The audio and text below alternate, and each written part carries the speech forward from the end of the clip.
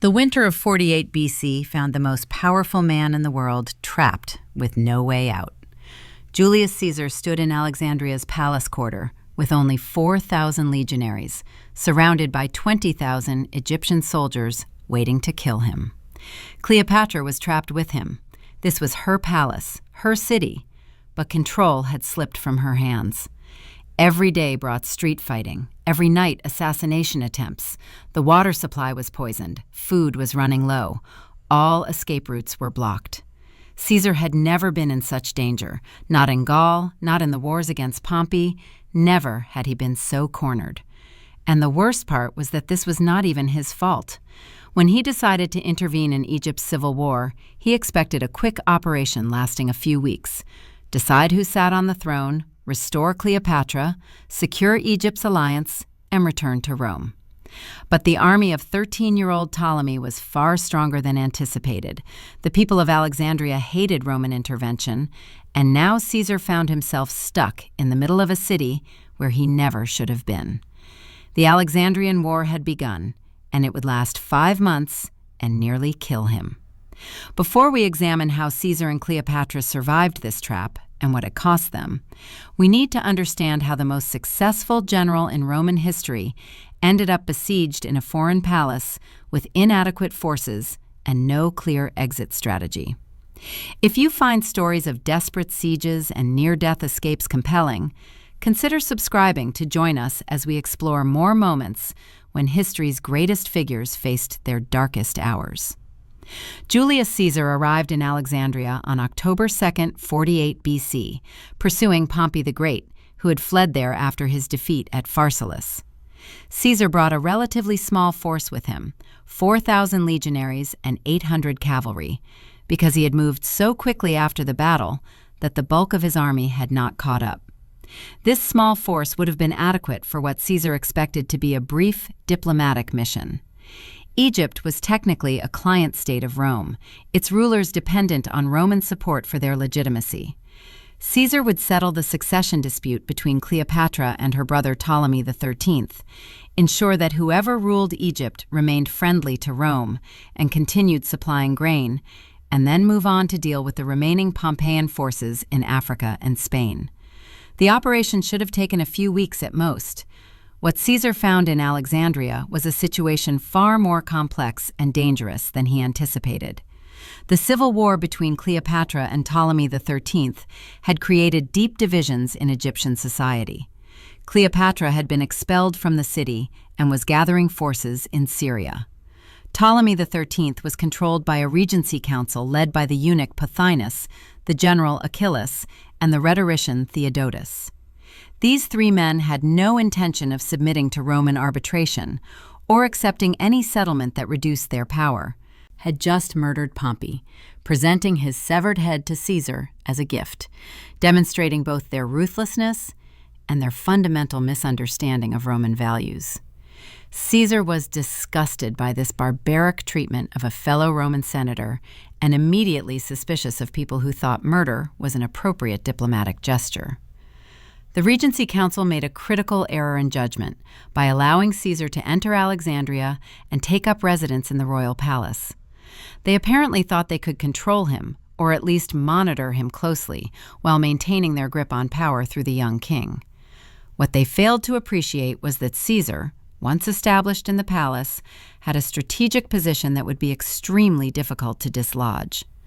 The palace quarter of Alexandria occupied a peninsula jutting into the harbor, easily defensible and close to the water, which meant Caesar could be reinforced or evacuated by sea if necessary.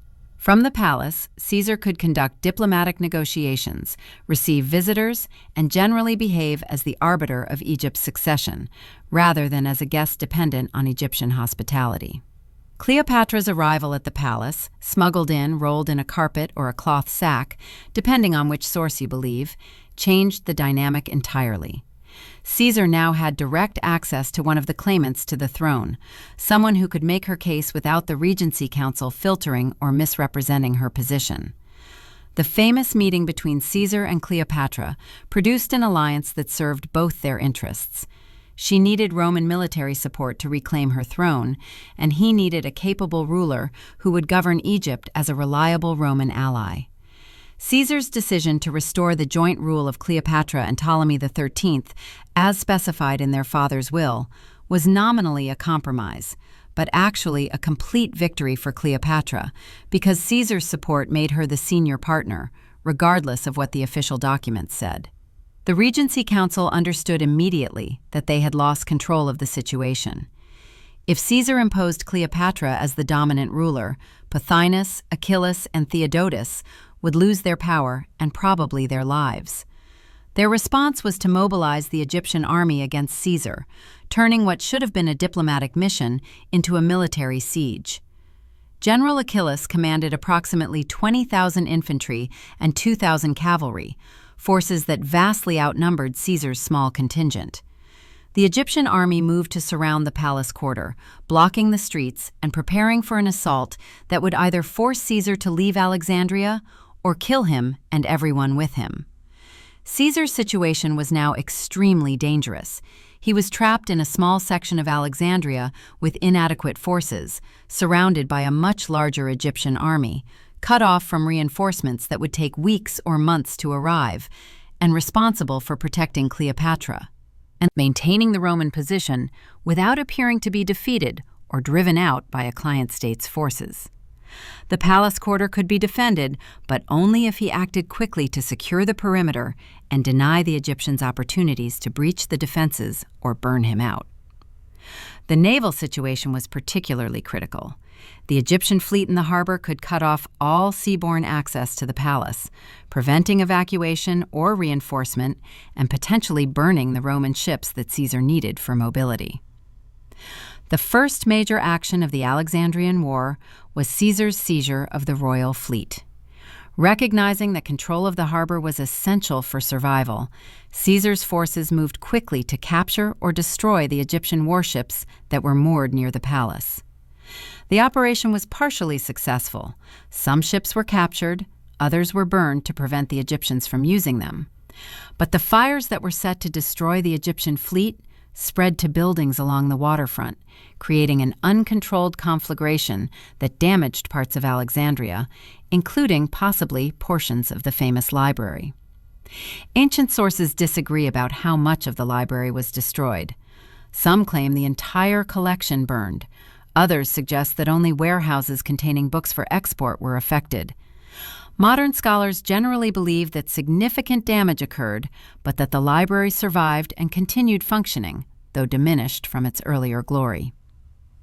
The destruction of ships and the accidental fire created enormous resentment among the Alexandrian population. They saw Caesar as a foreign invader who had come to impose his will on Egypt, who had sided with Cleopatra against the legitimate king, and who had now burned parts of their city, including cultural treasures that could never be replaced. This popular hostility meant that Caesar could not count on any support from the civilian population, and had to assume that anyone in Alexandria who was not within his defensive perimeter was an enemy, or at least potentially hostile. The siege mentality set in quickly. The palace quarter became a fortress, its gates barred, its walls manned constantly, all movement in or out carefully controlled and monitored. The water supply became one of the most critical issues during the siege. The Egyptians, recognizing that they could not easily storm the palace defenses, attempted to force surrender by cutting off fresh water. They diverted canals, poisoned wells, and made it impossible for Caesar's forces to access the normal water sources that supplied the palace quarter. Caesar's engineers responded by digging new wells in the palace gardens, searching for groundwater that had not been contaminated. The work was desperate and uncertain. If they could not find clean water, the entire force would be dead within days, regardless of how well they defended the walls. Eventually, they struck water, and the immediate crisis was averted, but the incident demonstrated how precarious the situation was and how dependent they were on luck as much as skill. Food supplies were another constant concern. The palace had some provisions, but not enough to sustain 4,000 soldiers, plus Cleopatra's household and the various civilians who had been caught in the palace quarter when the siege began. Caesar implemented rationing immediately, knowing that the siege might last for months and that starvation was as dangerous as enemy action. Foraging parties tried to gather food from areas of the city that were not completely controlled by the Egyptians, but these operations were dangerous and often unsuccessful. The defenders settled into a routine of carefully managed scarcity, eating enough to maintain strength, but never enough to feel satisfied, watching the supplies dwindle and hoping that reinforcements would arrive before everything ran out. The street fighting that characterized much of the Alexandrian War was brutal, confused, and extraordinarily dangerous. Alexandria was a maze of narrow streets, tall buildings, and interconnected courtyards that made organized military operations almost impossible. The fighting devolved into small unit actions, squads of legionaries trying to hold intersections, Egyptian forces trying to infiltrate the palace quarter, both sides using fire as a weapon, civilians caught in the middle and dying in large numbers. The urban warfare tactics employed by both sides were sophisticated and deadly. The Egyptians used their knowledge of the city to launch surprise attacks through underground passages and connected buildings. They would appear suddenly on rooftops with bows and javelins, rain missiles down on Roman positions, then disappear before the legionaries could mount an effective response. Caesar's forces responded by fortifying key buildings, creating strongpoints that could support each other and prevent Egyptian penetration. They sealed off streets with barricades, posted guards on every rooftop, and maintained constant patrols to prevent infiltration. The fighting was exhausting. Soldiers could never rest completely because attacks could come at any hour from any direction. Fire was perhaps the most terrifying weapon in this urban battlefield. Both sides used incendiary arrows, burning oil, and deliberate arson to deny territory to their enemies. Buildings would suddenly erupt in flames, forcing everyone inside to flee into the streets where they could be cut down by waiting enemy forces. The fires created choking smoke that made breathing difficult and visibility almost zero. They spread unpredictably, jumping from building to building, sometimes turning against the side that had set them. Whole neighborhoods burned, taking with them not just military positions, but civilian homes, shops, and irreplaceable cultural monuments. The smell of smoke and burning bodies became the constant atmosphere of besieged Alexandria, a reminder that the city was consuming itself in this fratricidal conflict. Caesar's legionaries had superior training and discipline, but the Egyptians had numerical superiority and knowledge of the local terrain. Every building could hide an ambush, every rooftop a position for archers, every alley a death trap. The casualties mounted steadily on both sides, and neither could achieve a decisive advantage in this grinding urban warfare. The naval battles in Alexandria's harbor were some of the most dramatic moments of the siege. The Egyptians brought up their remaining warships and attempted to force their way into the areas controlled by Caesar's fleet, hoping to either capture the Roman ships or burn them and leave Caesar with no naval forces at all. The fighting was conducted in the confined waters of the harbor, ships ramming each other, Marines boarding and fighting hand-to-hand on decks slippery with blood, fire arrows setting vessels ablaze. Caesar himself participated in these naval engagements, demonstrating the personal leadership that had made him such an effective commander. But even his presence could not prevent disasters. The most famous incident of the naval fighting was Caesar's near-death experience when his ship was surrounded and about to be captured or sunk. With no other option, Caesar jumped into the water and swam for safety, holding important documents above the waves with one hand while swimming with the other. He was wearing his general's armor, which was weighing him down and threatening to pull him under. At some point during the swim, he apparently abandoned the armor to avoid drowning, a humiliating necessity that demonstrated just how desperate his situation had become. The image of Julius Caesar, the conqueror of Gaul and the victor at Pharsalus, swimming for his life while trying to keep papers dry, is so at odds with his usual dignity that ancient sources seem almost embarrassed to record it. But it happened, and it reveals how close Caesar came to dying in Alexandria's harbor, killed not in glorious battle, but drowning in ignominious retreat. The political dimension of the siege was as important as the military situation.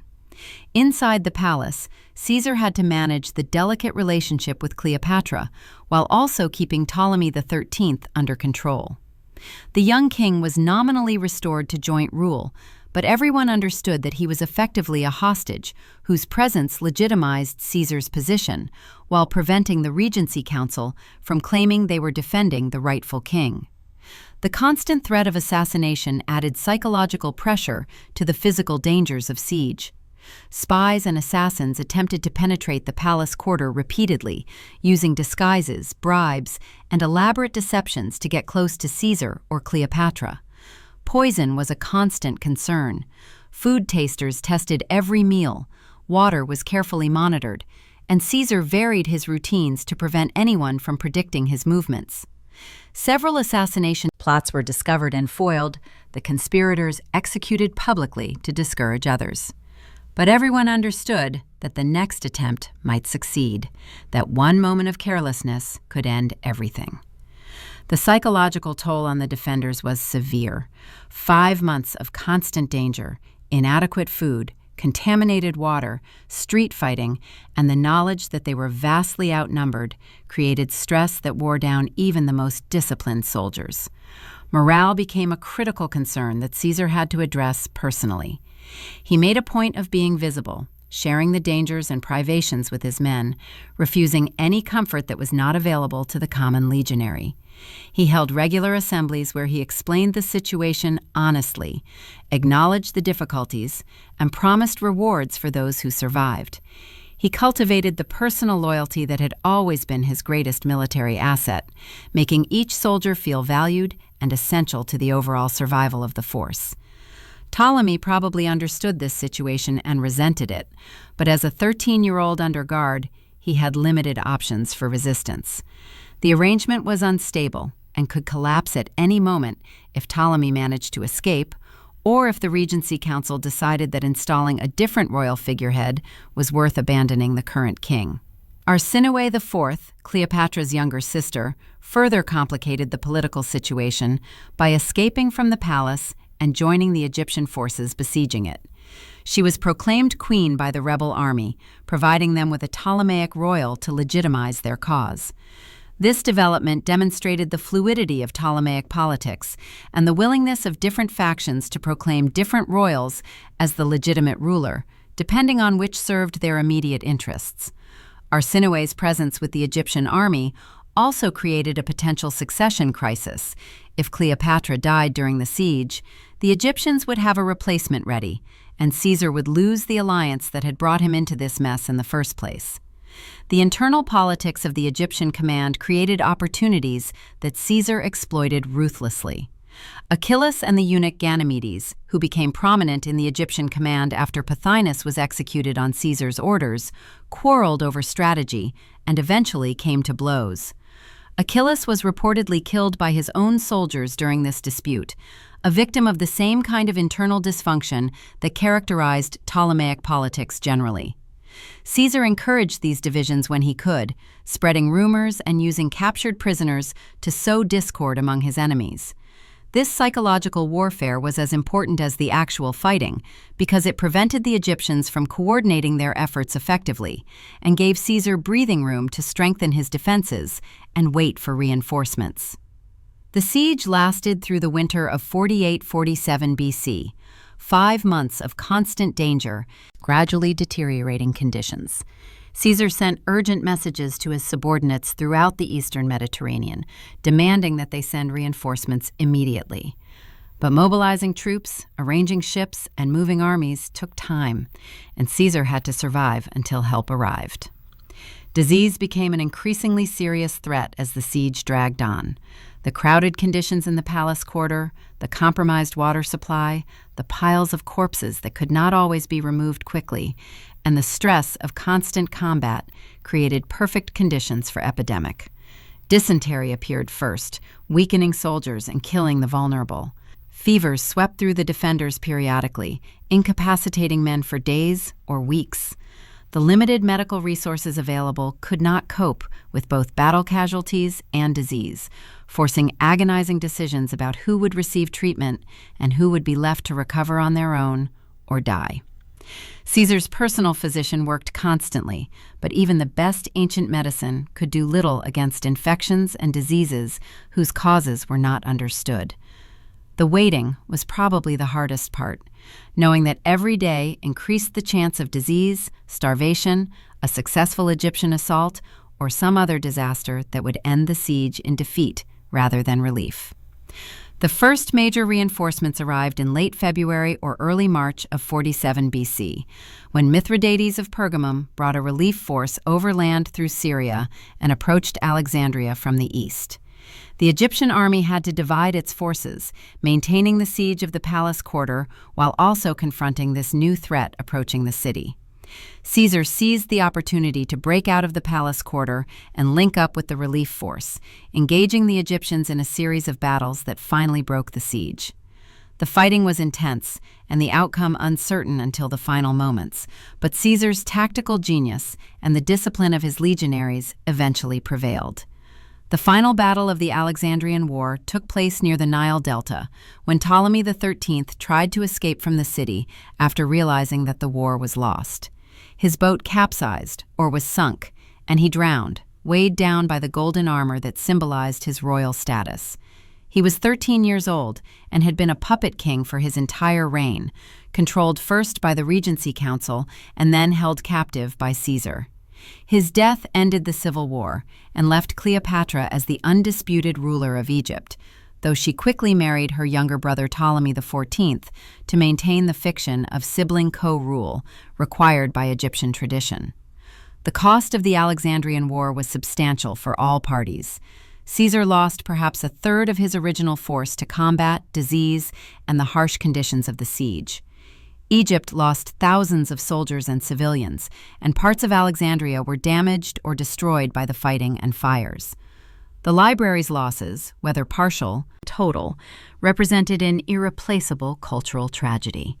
The war had nearly killed Caesar multiple times and consumed months he could have used pursuing Pompey's remaining supporters or consolidating control over Rome. But Caesar also gained significantly from the experience. He secured Egypt as a Roman ally under a capable ruler who owed him everything.